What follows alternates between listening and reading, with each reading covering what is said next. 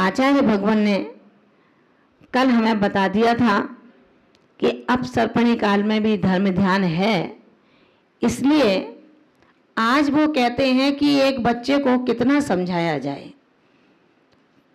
जब उसके पेपर का समय आता है, परीक्षाओं का समय आता है, तो रोज़ माता पिता कहते हैं कि बेटा अब टीवी बंद कर दे, मोबाइल रख दे, दोस्तों की संगति छोड़ दे, अब केवल पढ़ाई कर ले।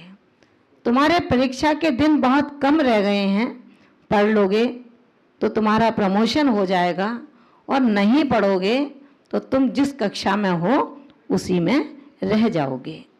आचार्य भगवान आज हम सब भक्तों के लिए यही कह रहे हैं कि ठीक है, आप संसारी आत्मा हैं, भव्य आत्मा हैं, अब आपको जो रुचिकर हो सो करो। हमने आपको यहाँ सब कुछ बता दिया कि कैसा होता है मिथ्या दृष्टि और कैसी होती है मिथ्या दृष्टि की चर्या, कैसा होता है मिथ्यात्पना और कैसा होता है उस मिथ्यात्पने की शक्ति का फल।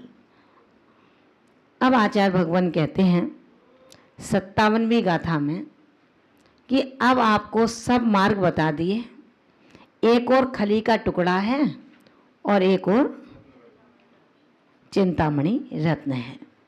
अब आपको जो रुचे सो ले लो। अज्ञानी आत्मा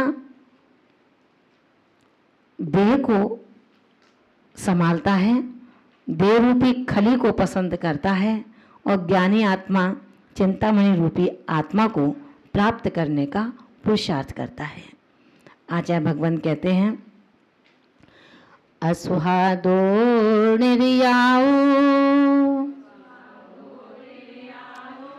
सुभावादो दुसग सुहो माओ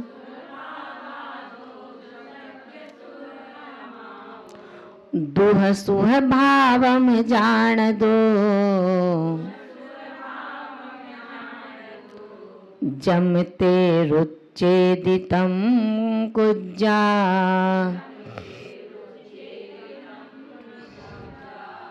असुहादो निर्याओ सुहभावादो दुसग सुहो माओ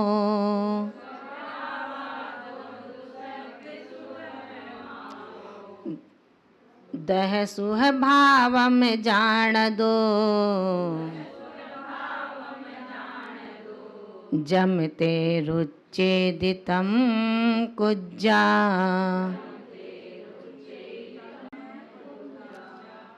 आचार्य भगवान कहते हैं हे भव्यात्माओं, असुहादो निर्यायु, अशुभ भावों से नरक आयु, दो माने और, सुभावादो शुभ भावों से सग सुहमाओ, स्वर्ग सुख और सुख स्वर्ग की आयु प्राप्त होती है। दुह सुह भावम, दुख व सुख भावों को जान दो, जानो, तथा ते माने आपको, जम जो, रुच्यदि रुचे, तम माने उसको, कुज्जा करो। आचार्य भगवान कहते हैं कि केवल हमारा काम आपको जगाना है, हमारा काम आपके जो तंद्रा के नेत्र बंद हैं उनको खोलना है।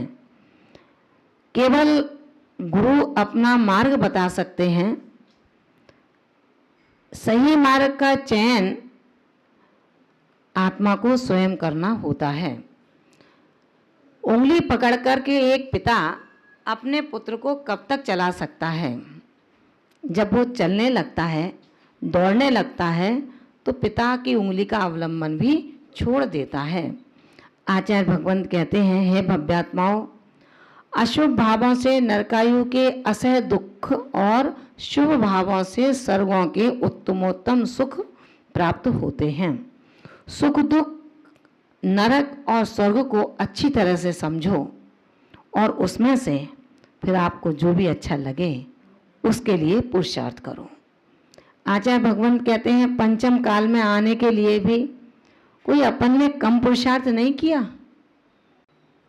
हमने जी भर के मायाचारी की, क्रोध कसायों को किया, दूसरों की स्त्रियों पर दृष्टि डाली, दूसरे पुरुषों को अच्छा बताया, अपनी पातर को खराब बता करके दूसरे की थाली का भोजन सुंदर बताया। यही कारण हुआ कि हम इस कलिकाल में आकर के जन्म लेते हैं। आचार्य भगवान कहते हैं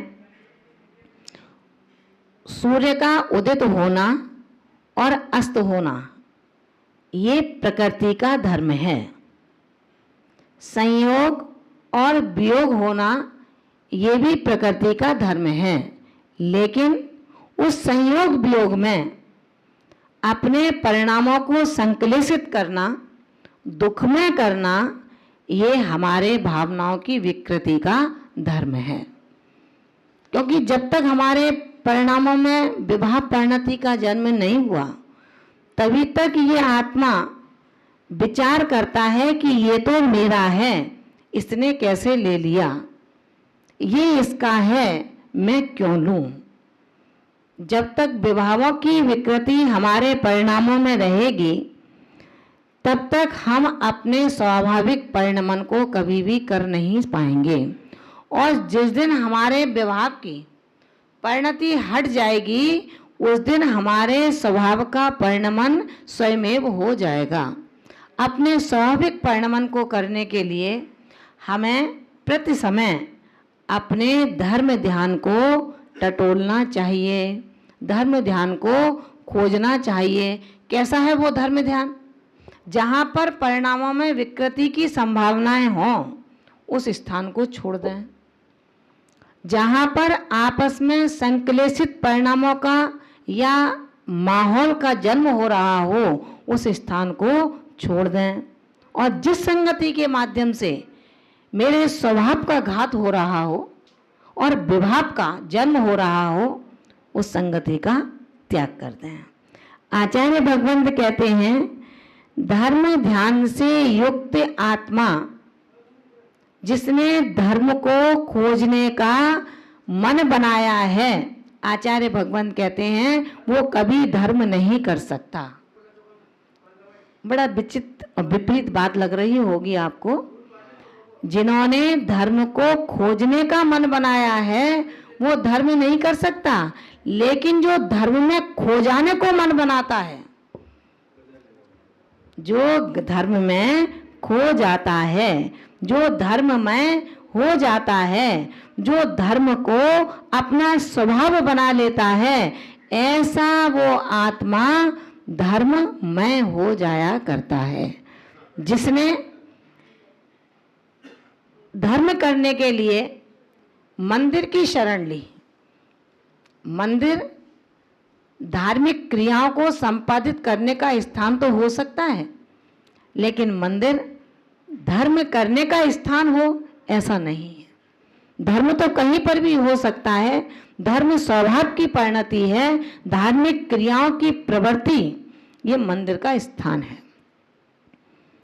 मंदिर में हम धर्म के अवलंबन से एक ऐसे स्थान का चयन करें जहां मेरी आत्मा को पवित्र कर सकूं। आचार्य भगवंत कहते हैं मंदिर के लिए हमें अपनी आत्मा के स्वभाव के लिए मंदिर की आवश्यकता नहीं है। अपने स्वभाव की प्राप्ति तो जब तुम्हारा मन मंदिर से तुम्हारा परिचय हो जाएगा, चाहे आप वन में बैठे हों, चाहे गुफाओं में बैठे हों, चाहे कंदराओं में बैठे हों, चाहे एकांत में बैठे हों और चाहे भीड़ में बैठे हों, उसका परिणमन सिर्फ एक होगा कि मैं अलग हूं और ये सब अलग हैं। ये मेरे अपने नहीं हैं और मैं इनका नहीं हूं। ये तो मेरा एक लोक व्यवहार है जो मुझे पूरा करना पड़ रहा है। ये तो एक धर्मशाला है, ये तो एक ऐसा वृक्ष है जहां पर 10 दिशाओं से पक्षी आते हैं और रैन बसेरा करके प्रातःकाल होने पर अपने अपने स्थान पर चले जाया करते हैं। ऐसा किसने कहा? आचार्य पूज्यपाद स्वामी ने इष्टोपदेश ग्रंथ के अंतर्गत कहा। दिग्देशेभ्य खगा इत्ते समवसंति नगे नगे स्वस्वकार बसाध्यांति देशे दिक्षु प्रगे प्रगे। जो अपने अपने दिशाओं से आते हैं, रैन बसेरा करते हैं, प्रातःकाल की बेला होती है, अपने अपने कार्यों के वशीभूत होकर के अपनी अपनी दिशाओं की ओर चले जाते हैं। कोई ये नहीं कहता है कि भाई तुम इस दिशा में जाना, तुम इस दिशा में जाना, वहाँ कोई निर्देशित करने वाले नहीं होते। इसी तरह हम जो नाना जीव यहाँ पर एकत्रित हुए, चाहे वो परिवार के माध्यम से हुए, चाहे वो सत्संग के माध्यम से हुए, और चाहे हम एक सामाजिक दृष्टिकोण के माध्यम से हुए, जहाँ तक हमारा व्यवहार है वहाँ तक ही ये हम एकमेक पने दिख रहे हैं, लेकिन कब किसका यहाँ से अवसान होगा ये किसी को पता नहीं है। आचार्य भगवंत कहते हैं कि हम धर्म ध्यान के माध्यम से कहीं ऐसा ना हो कि कर्म ध्यान में लगे हों, धर्म ध्यान के माध्यम से कहीं ऐसा ना हो कि आर्द्र और रौद्र ध्यान की परिणति को जन्म दे रहे हों। शीश दर्पण में देखने पर वो चेहरा दिखा देगा कि चेहरा आपका टेढ़ा है, लेकिन क्या दर्पण सीधा कर सकता है? टेढ़े चेहरे को दर्पण सीधा नहीं कर सकता। अगर गंदा चेहरा है उसको दर्पण उजला नहीं कर सकता। अगर काला चेहरा है तो दर्पण उसको गोरा नहीं कर सकता। ये टेढ़ापन, ये कालापन, ये गंदलापन जो आया वो हमारी विभाव परिणति से आया। आत्मा तो उज्जवल है, आत्मा में कोई कालिमा नहीं है, लेकिन मेरी विभाव परिणति से जब मैं राग द्वेष के बंधन में फंस जाता हूँ, किसी से राग और किसी से द्वेष करता हूँ, कभी शोक और कभी हास्य करता हूँ, कभी अरति और कभी शोक में रति में डूब जाता हूँ, कभी जुगुप्सा और भय में खो जाया करता हूँ, तब जाकर के इन विभाव परिणतियों के माध्यम से मेरा उजला आत्मा भी गंदा हो जाया करता है। आचार्य भगवान यहाँ यही समझा रहे हैं, ऐसी संगति करना जो संगति शक्ति होने पर उसका अपव्यय ना करे। शक्ति होती है व्यक्ति के अंदर तो वो दौड़ के दिखाता है, भाग के दिखाता है, बड़ी बड़ी कथनों के माध्यम से अपने गुणों का अनुवाद करता है। आचार्य भगवंत कहते हैं आपको ये कहने की शैली, कथन करने का जो बल प्राप्त हुआ है आपकी रचना से, वो आपके अपने गुणानुवाद के लिए नहीं हुआ। ये रचना का बल तो सिर्फ इसलिए हुआ है जब किसी दूसरे के गुण देखो तो उसको इतना प्रचार कर दो, इतना प्रचार करो कि प्रचारक का नाम दुनिया पूछने लगे आखिर किसने उनका परिचय कराया है। तो उसका परिचय तो बाद में होगा, जिसने ये गुणानुवाद किया उसका परिचय पहले हो जाया करता है। हम मकान बनाते हैं, सुंदर मंदिर बनाते हैं, उसके अंदर कलाकृतियों का इतना सुंदर उत्कीर्ण करते हैं तो अनायास दूसरे लोग जो देखते हैं वो पूछते हैं कि भाई मंदिर कौन से शिल्पी ने बताया है। ये नहीं पूछते किसने बनवाया है, किस शिल्पी ने बनाया है। इसी तरह हम अपने जो हमारे पास बल है उस बल का इस्तेमाल अपने गुणों में ना करें, अपने शक्ति के प्रदर्शन में ना करें, अपने रोगों को देखने में ना करें। जो दूसरों के शरीर में तमाम रोग हैं अथवा नहीं हैं, जो अपनी उम्र से थक चुका हो, ऐसे थके तन की सेवा करें तो रोग हमारे इस तन को मजबूती देंगे और निरोगी काया देकर के हमें और पुण्य के आश्रम में लगा देंगे। आचार्य भगवान यही कहते हैं, विद्या विवादाय धनम मदाय शक्ति परेशान परपीड़नाय खलस्य साधुर्विपरीतमेतं ज्ञानाय धानाय परपेषणाय। विद्या उसको ही दो जो विद्या का सदुपयोग कर सके। वो विद्या के किंचित ज्ञान से यदि अभिमान के कलश को भर लेता है तो अपने अमृत कलश को खाली रखेगा। विद्या अधिक होने पर अभिमान के कारण लड़ाई करेगा, स्वयं संक्लेशित होगा और उस स्थान को भी संक्लेश में कर देगा। धनम मदाय, और यदि धन ज्यादा हो जाएगा तो मद के शिखर पर चढ़ जाएगा, और यदि शक्ति हो जाएगी तो दूसरों को पीड़ित करेगा। ऐसा कौन है? खलस्य, जो दूसरों को ठगने वाला है, मायावी है, मानी है, लोभी है, क्रोधी है। ऐसा वो खल यानी कि दुष्ट आत्मा। उससे विपरीत कौन है? साधु। साधु का तात्पर्य सज्जन। अपन ने उस पंडित भूदरलाल जी की जो एक विनती है, उन्होंने उसमें कहा, दुष्टन देहु निकार साधुन को धर लीजे, बिनवे भूधर दास हे प्रभु ढील न कीजिए। मेरे अंदर जो खल परिणाम है, दुष्ट परिणाम है, हे प्रभु आप उसको निकाल दो। खल परिणाम, दुष्ट परिणाम मुझे मेरे धर्म ध्यान को नहीं करने देते।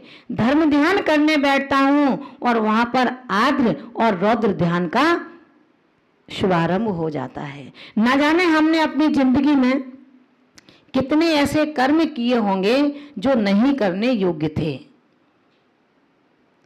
ऐसे पापों से रंगी मेरी आत्मा को मैं एक ग्रंथ को पढ़ के, 100 ग्रंथों को पढ़ करके अपने पांडित्य का उपदेश देना चाहूं और धर्म ध्यान की सिद्धि करना चाहूं, आचार्य कुंद कुंद भगवंत कहते हैं इसको भी समझने की कोशिश कर लो। क्योंकि आपका पांडित्य कैसा है,